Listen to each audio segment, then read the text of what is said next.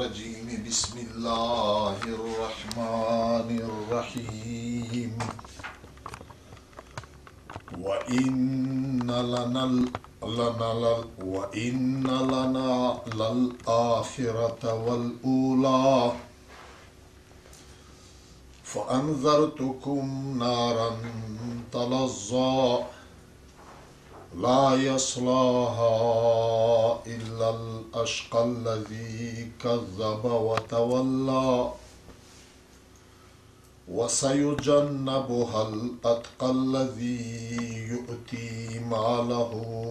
يتزكى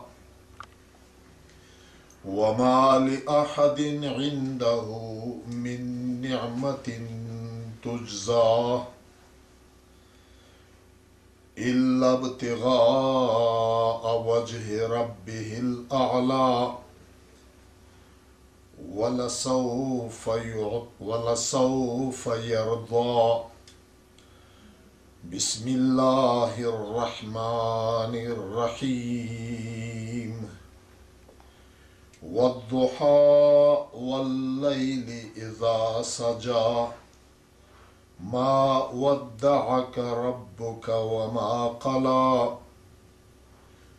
وللآخرة خير لك من الأولى ولسوف يعطيك ربك فترضى ألم يجدك يتيما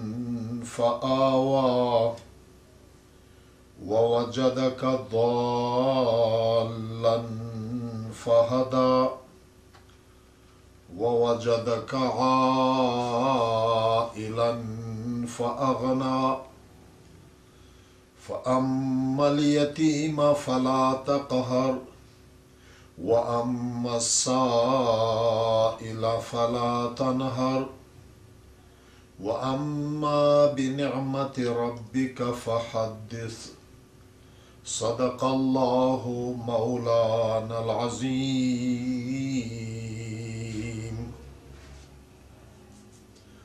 de سورة والليل کشی پروردگار عالم دا په داسې معقوله طریقه باندې چې د انسانونو په غټو عملینا په دوه قسمه دي. څوک د تقوا د پرهیزګارۍ په انداز باندې عمل یې دی، خدای پاک وایي چې دا ته زه هغه د اسانتیې طرف ته زه د دغه سړي د پوره اسانتیا جوړوه چې د دنیا ژوند وي خوږ وي، حیاتا طیبه، او مخته وي هغه د آخرت ژوند خوږ وي، او طبیعت وي زه داسې جوړ کړ چې د دین خبره د ده د طبیعت د هغې سره جوړ رغلی وي، او چې څوک دا بخل کو د شریعت د خدای د رسول د حکمونه سر غړوي، هغه د ګناه خبرې ورته اسونې شي. بیا پروردگار عالم فرمایي چې صرف دا نه چې انسان ته مو په عقل په ذهن کښې د شی د باندې فرق چې هر سړی کړی شي په دا مې نه دي پرېښي، دا مو په خپله په خپل ځون باندې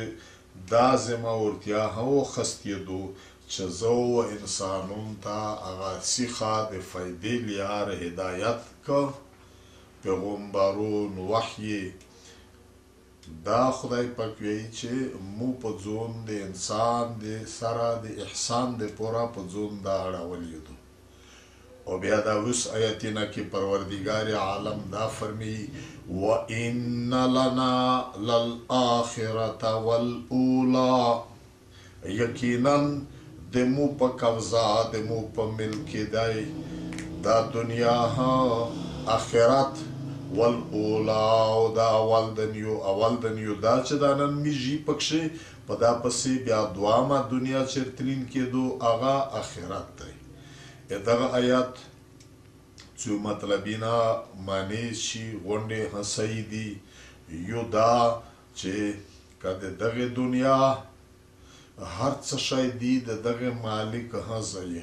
حتی چې انسانه د تو دا ژوند هم د تو په اختیار کې نه دی د مو په ملک کې دی او بیا په دا دنیا نه په دا اولا نه بیا د ورستې چې هغه کیم اصلي جهان دی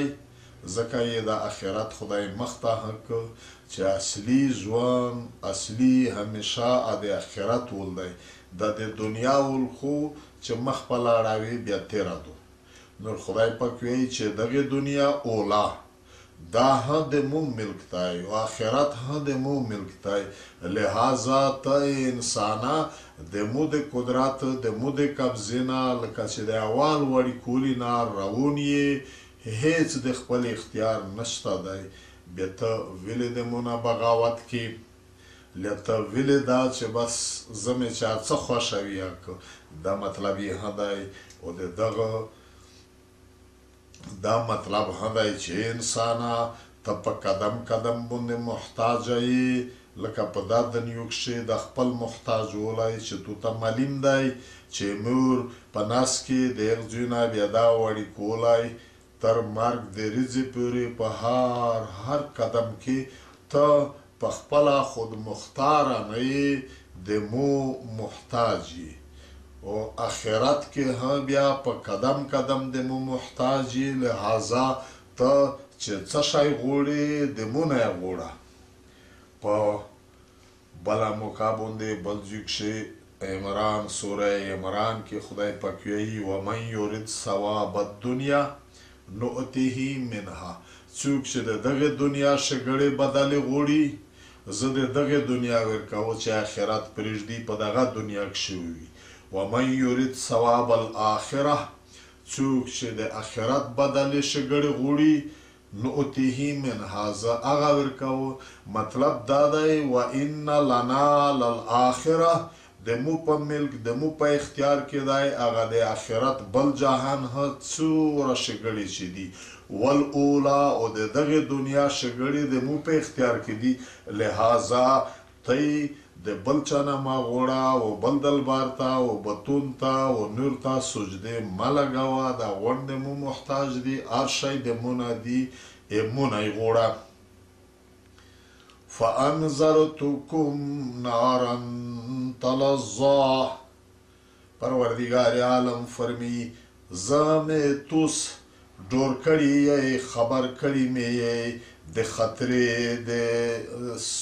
سزا د هغې یورنه نارن د هغې یورنه تلظا چې هغه سخت لمبې دي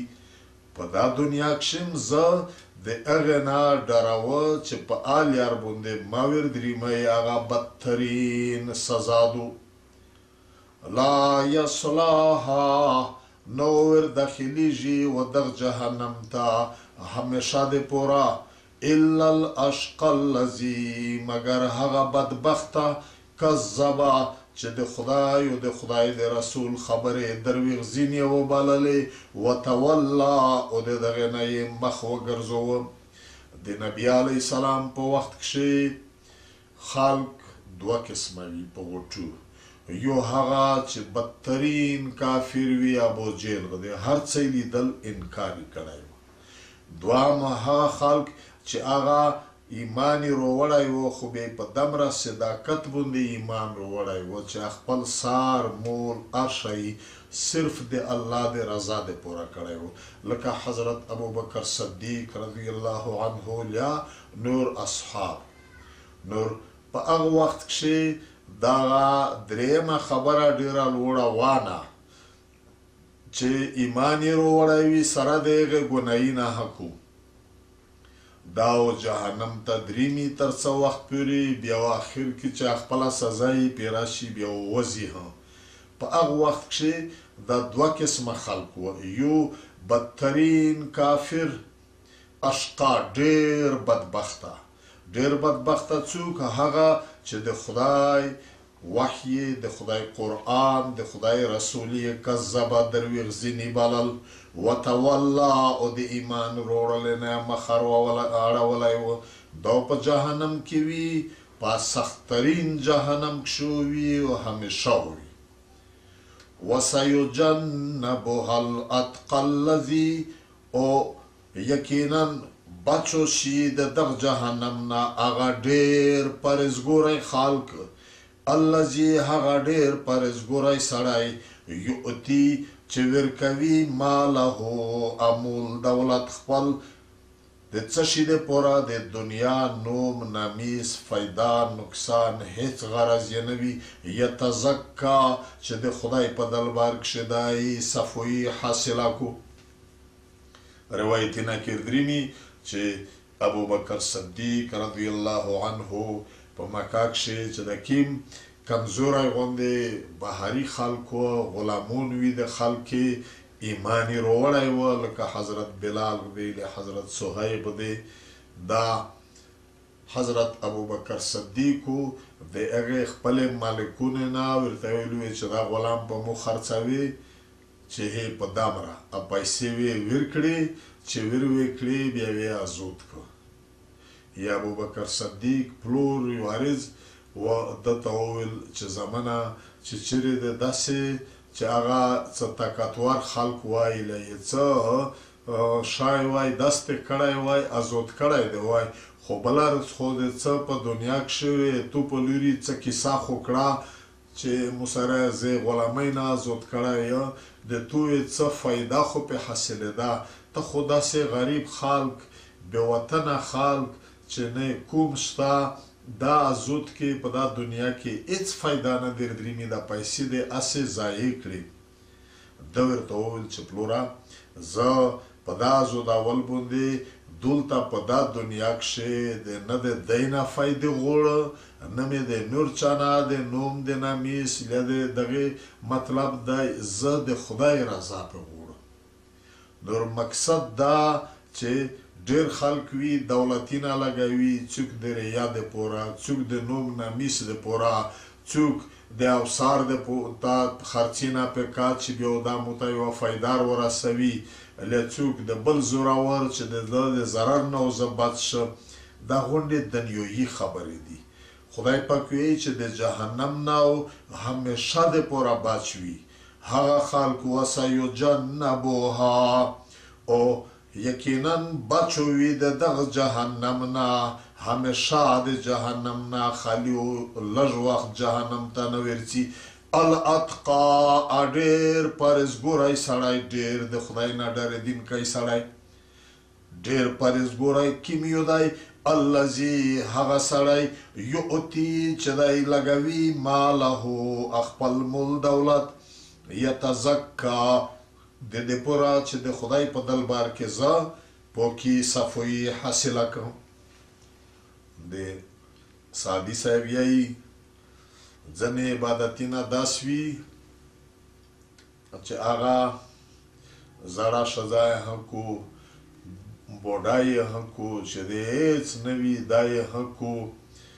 خو ځینې عبادتونه داسې وي چې هغې سره بیا د سړي دننه دا د زړه غوښه ورسره خوږېږي سادي صاحب یایي چې که چیرې چاته ووایي چې الحمدو چې دمره وره ووایي بیا دمره ثواب دی کل هواله دمره ووایي بیا دمره ثواب دی پلونکای ذکر دمره ووایي بیا دمره ثواب دی چې ته یور ورته ووایي چې یور الحمدو ووایي دمره ثواب یې دی دا یې سل وره ووایي خو که چیرې ورته ووایي چې یو دینار یو پوند لیا دمره ریپی ولګوي د خدای د دین د خدای د رضا د پوره هیڅ غرض د نه وي صرف الله تعالی وي وچ داس په ځوی رنډ شي وداري لکه خار چې په چیکړې وروالي رنډ شي نه پې وردرېمي که ته ډېر زور ورکوې نه پې ورڅي بیا دی کش هم نکړو نو کیسه دا چې د خپله دینداري چې سړی معلوموي بیا د یې لږ دا حق سي چې هغه خالص د الله تعالی د رضا د پوره چې نه مې نوم وي نه مې نامیس وي نه مې دا صفتونه بیانېږي ډېر سخي دی پلون دی ډینګ دی داس ماړی دي یا داس کیسې دي خالص د الله د رضا د پوره چې ورکوي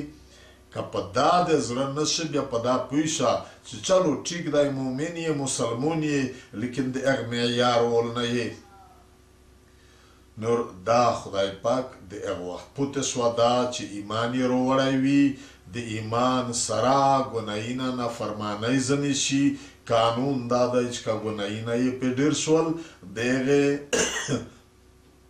په نتیجه کښې جهنم ته درېني چوره سزا وي چا پرې راشي بیا د جهنم نه ووځي